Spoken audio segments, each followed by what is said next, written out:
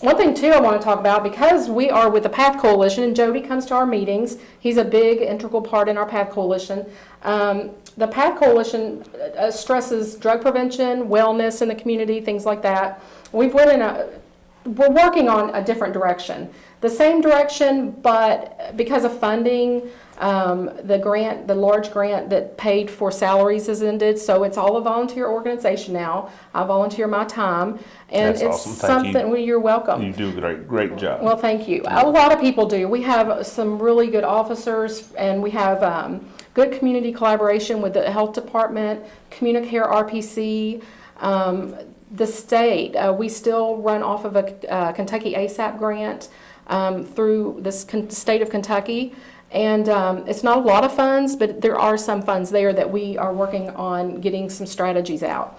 So talking about what Trista did here, we're going to have a town hall, and we have been batting back and forth with family resource people, our family resource folks and all the schools. And I said last year we had a town hall and we focused on bullying, and it was unfortunate that we had about 80 people there at Thomas Nelson. We should have had 500 people there. We had enough food to feed 500. Right. But with that being said, I think we're going to have to gear it and take it to the communities. So our plan is to take it to Bloomfield, to New Haven, to leave it in Bardstown, have one in Bardstown, take it to Cox's Creek, and Boston. Right. So we're really going to hit these communities this coming spring with a parent education workshop, and we will educate youth at the same workshop. Maybe have two different locations within one building, one for parents, one for youth. And because we think that, we can educate parents, but we also need to reach our kids too with some of this. Right. One of these things is this lock box. I brought this from home. Talking about drug prevention, did you know that you can get these for under $20 at Lowe's or at Walmart? I keep this in my closet, and it has medicine in it, my gummy bear vitamins that I don't take most of the time, but I have I'll try to, but these, I keep them locked up because I have a lot of nieces, little nieces, 5-year-old nieces that come to my house. And what if they got these? And you could actually overdose on gummy bears vitamins, thinking that they were candy. My allergy medicine is locked up in here, and I keep a key hidden. But I think when you have teenagers or children at home, I think it's such a good idea to keep medicines locked up. If you want any information on lock boxes, maybe I can find a grant or something to pay for some during some of our town hall meetings, which is something that I think would be great, would be to give some of these away. I will have Gary to put a link after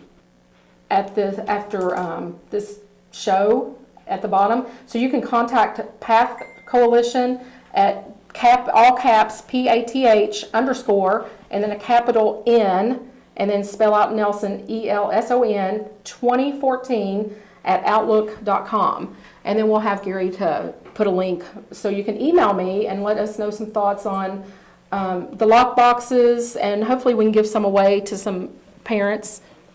I've been in several homes that have them, and they do need that needs to be done, because every house has prescription medicine. They do, and I know some people who realtors in town. I know for a fact the realtors are telling their clients, you lock your meds up, put them in your car because we're showing your house. That's unfortunate that you have to remove your medication from your home when your house is being sold. But some people, heroin, prescription pills are so widespread now that it's an epidemic. So we have to figure out ways to outsmart the people who are abusing drugs. And there are treatment places, but this is one deterrent right here. They may be able to get this out of my house, but they won't have a key to it. Right. So anyway, just a safety, and it's more, if they take it, so be it, but this is for the children in your home. Lock your meds up. I would even recommend, making sure your pill counts are good. If you don't get a lockbox, make sure your pill counts are where they're supposed to be, and keep an eye on, make sure you have your pills. That's a good idea. That is one major drug prevention strategy, is for parents to count their pills. I know we have a lot of people in our community that's battling cancer, and they have prescription painkillers because it's a horrendous disease that just robs you of, it just robs you. And with these people being on prescription painkillers, people would want to rob them for them and things like that. So it is a good idea to count your medicine, keep it locked up, and if it's expired, one more thing I want to talk about, if you have expired medicine, the P.A.T.H Coalition, along with the Kentucky ASAP grant, we put lockboxes, a lockbox, or not a lockbox, but a drop-off box at the Nelson County, is it at the Sheriff's Department? It's at the police department. It's at the City Police Department up here at Plaza Drive. Yes. So what you will do is you will go in there and knock on the window and say, hey, I have some pills. I did that with my mom when my mom passed away. She had all kinds of medicine. Yes. And I've just bagged them up and in the original container, and they will take those, and you won't have to worry about somebody breaking in your house for those. And they destroy those right on site. They destroy them. They have an incinerator, and they destroy those. That way it's not getting flushed down the toilet, going into the water supply. Right. So anyway, we do have some of those, and we paid for that with a grant, and it's a great service. And I think, from my understanding, the first year they had that, I think they incinerated like almost 1,000 pounds of pills. Yeah, that sounds right. It was a lot. It was a lot. And same for Springfield and Marion County. Yes. Washington County and Marion County has the same thing, and I know Washington County has theirs at the Springfield Police Department, and Marion County has theirs at the Lebanon Police Department. Yes. And they did, the three police chiefs did a commercial for me for that, a drop it and stop it ad. So it was like, drop it and stop it. So let's stop it. Outstanding. Every time I went to the movies, there was Wally Brady and Rick McCubbins. Yeah, and Chief Jim Smith. Yeah, we appreciate yes. I wrote that, and I was so glad that they volunteered their time. We have really, really awesome resources in these three communities. And people, I think we're just trying to get the word out, and we need to make sure we get the word out that we can combat prescription drug abuse, we can combat drug abuse, but we have to work together as a community. And we have to stop it at the root, and that may be just stopping people from originally getting hooked on it. And the big thing is reporting. Reporting. Now, and that's another thing I teach in there is the difference between tattling and reporting. Reporting is a big safety issue. If somebody has pills in their home, or brought pills to school, then you're helping, you're keeping them safe, because you don't want it to be a dangerous situation. Whereas, if I pull on Tristan's hair here and she tells the teacher on me, then that's kind of tackling. But there's a difference. But you wouldn't pull her hair, though. I wouldn't. She's too nice for that. But there's a difference between tattling and reporting. Definitely, reporting is a complete safety issue. So how would someone go about reporting something, Jody? Well, I'll tell you what. Good thing you asked that. I have been on a request to get suggestion-style boxes throughout Nelson County High School, just in random places, kind of, out-of-the-way places where people could kind of anonymously put a tip in and say, hey, I'm getting bullied, or so-and-so is getting bullied, or so-and-so has brought medication is selling, whatever they want to report. And then I can get those and look at them and follow up on it. Do you have those boxes yet? We have the boxes, we just do not have them out. Okay, because if you need more, I have a place that I know that gets them, Kentucky Center for School Safety. We put those in Washington County schools. Okay. And let me know. I will give you a phone number of a gentleman to call over there. Well, we were talking about getting them into separate schools, but you said P.A.T.H already has them, so. Mm-hmm. Okay, well, we can talk to Family Resource and see if they would like those at their schools. Excellent. And but yeah, I have a contact in Frankfurt. We can get a hold of him. I think it would be a huge help. And like I said, we haven't put them in yet, but if it helps one person, then there it goes. So. Well, there was a couple other things I wanted to touch on. Jody, do you have some strategies that kids can do once maybe they're seeing someone being bullied, or maybe seeing, because I think, my opinion is, strategies help across all different issues. The same strategies help, whether it be reporting, right, if it's drugs or bullying, whether it be drug abuse. What are some of those strategies that works across every issue? The big thing would obviously be reporting. Stay away from it.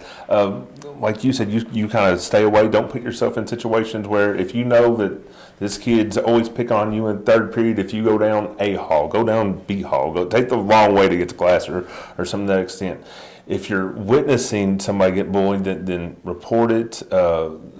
If you feel confident, then you can step in and say, hey, stop it. You don't have to get violent, or if you feel like it's going to turn violent, then you can, get the nearest teacher, things like that. But you don't want to be put yourself in harm's way.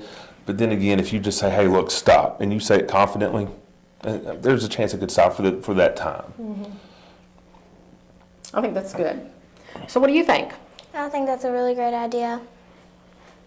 So what kind of things are you involved in at school? We're going to kind of turn the tables on you for a minute. There you go. Let's hear Miss Krista. Yeah. What are you involved in school Well, to make it fun? I used to be on the academic team back in 5th grade, but this year I decided not to do it because I had soccer. Soccer girl. That's Soccer. cool. Yeah, So you like soccer? love soccer. What's your position on the soccer field? I usually play defense and sometimes I play offense. Okay. Do you play with the rec or the school? I play on a competitive team for Dean Watts. Wow, that's awesome. That's a lot of running. That is a lot of running. That's a lot of running. She will get her laps in Yes, easy. no So what's your favorite subjects in school? Math. Math? So do you help a lot of people who don't like math? Tremendously. I might have to call you. I like math. Math's fun. Yeah, I love it when kids love those subjects like math and science because especially girls have caught up with boys in the STEM, which is science, technology, and mathematics, which is cool. What do you think about that? Yeah. Think girls rock in science and technology and math? Yeah. I think they do too. What do you think, Jody? My wife will not agree. My wife is not a fan of math. I'm not either. I'm not either. I think the new generation rocks in all those things. I would say you're right.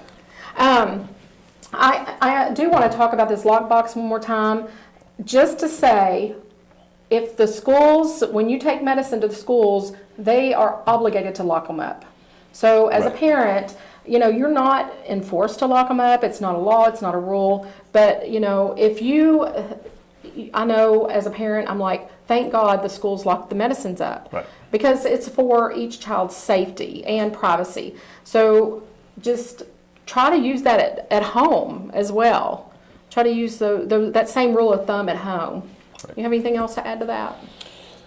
Just the school does a real good job on that. They do too. Parents need to know that as well. They need to know that not just don't give your kids medicine in a bag or loose to take to school because of course whenever I catch a kid with pills the defense is, oh, it's my prescription, I just brought it, and that's not how you're supposed to do it. We all know that the rules was take it to the school and let the school nurse give it to you, so that's important. And parents and students are educated on that at the beginning of each school Yes. year, aren't they? Yes. Are you told that too? Mm-hmm. So you know not to break the rules, don't you? Yeah, I think the schools do a really good job of making sure everyone has, whether you read it or not, it's just like everything else.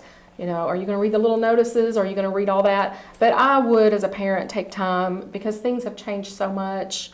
Take the time to read what the handbook says. The orientation that that's usually the top of that's important stuff. It's We very can't have drugs loose in the school, so. Yeah.